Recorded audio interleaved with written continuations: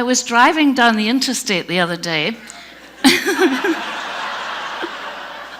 when I came up behind a truck, and I saw a large sign on the truck that said, "If you cannot see my mirrors, I cannot see you." And we all know that when we have a car in our blind spot, that's not a very good thing. In fact, it could be dangerous. But it made me think about our blind spots. It made me think about what our blind spots can do to us as well-intentioned people, and that sometimes, perhaps, we're not as inclusive as others as we think we are.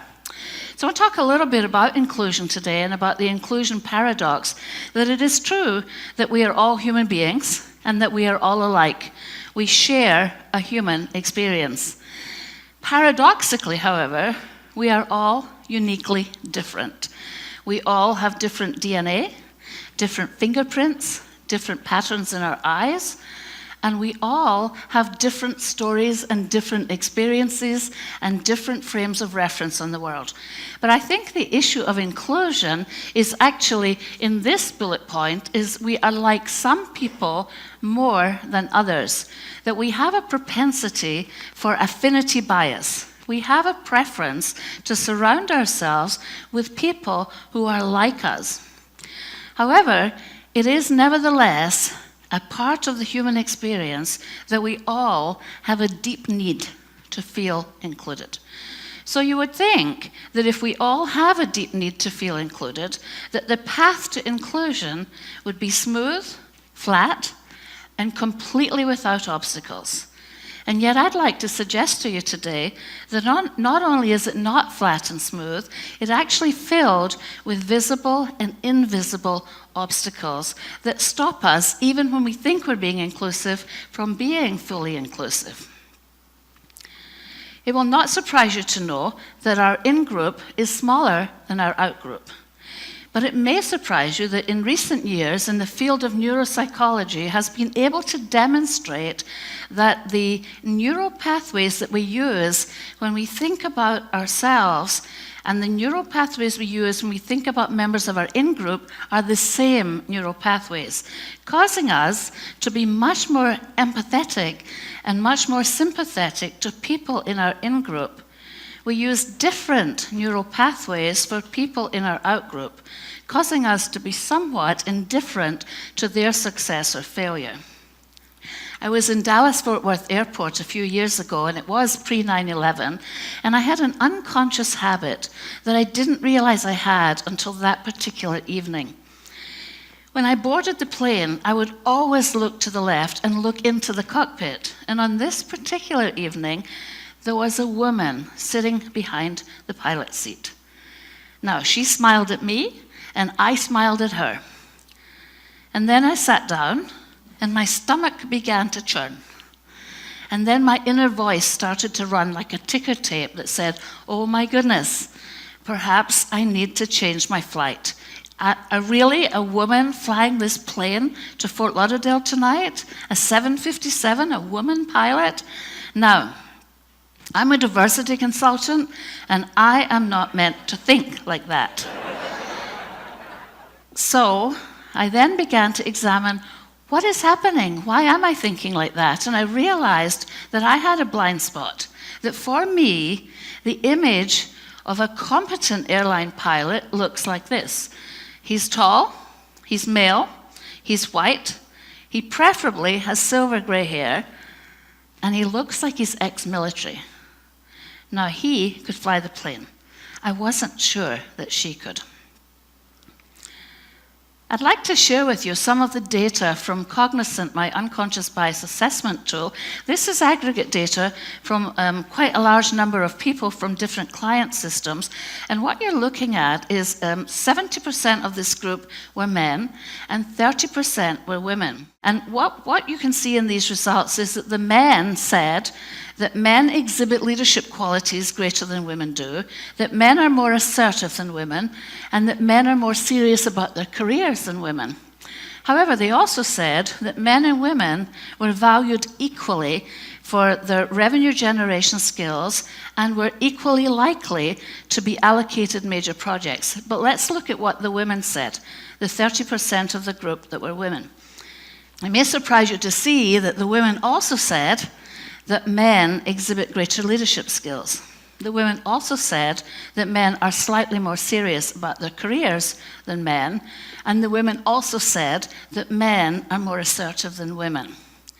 They did, however, disagree with the men on the issue of being valued for their revenue-generating skills and being valued or likely to be allocated major projects and clients.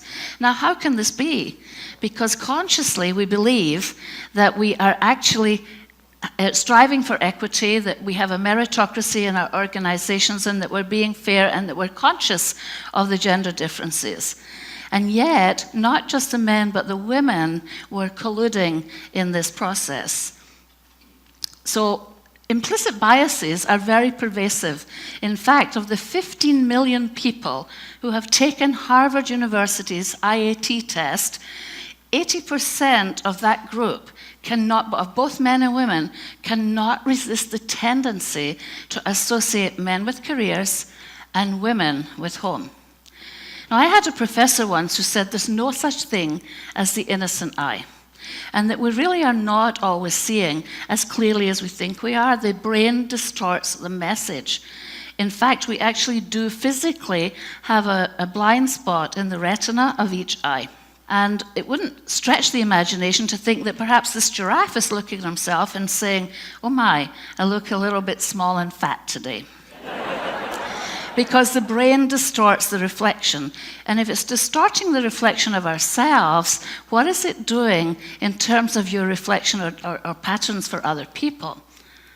Deepak Chopra said that our ideal body weight is hiding inside of us, waiting to be discovered. Just like Michelangelo discovered the David in that piece of rock.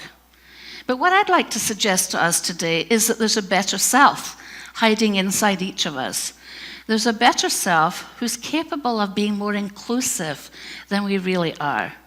Because despite the fact that we're well-intentioned, we're not always as inclusive of other human beings, particularly if they're not like us. Now, David's face is carved in marble in perpetuity. However, as part of our human experience, we have many faces. I'd like to talk about a couple of them today.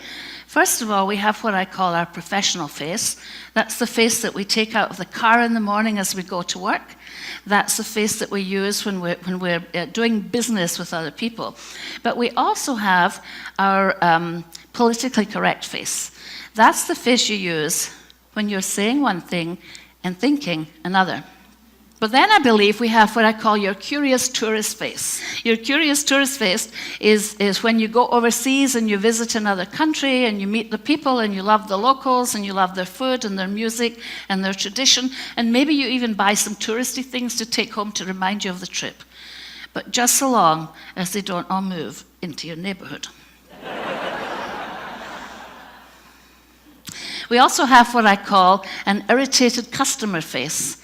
And I'm sure you can relate to the idea of being in a taxi somewhere and the taxi driver doesn't speak your language and perhaps he gets you lost and you get a little irritated. One of the blind spots that I've noticed is that we are willing to express more irritation towards people from a different culture than we are towards people from our own culture.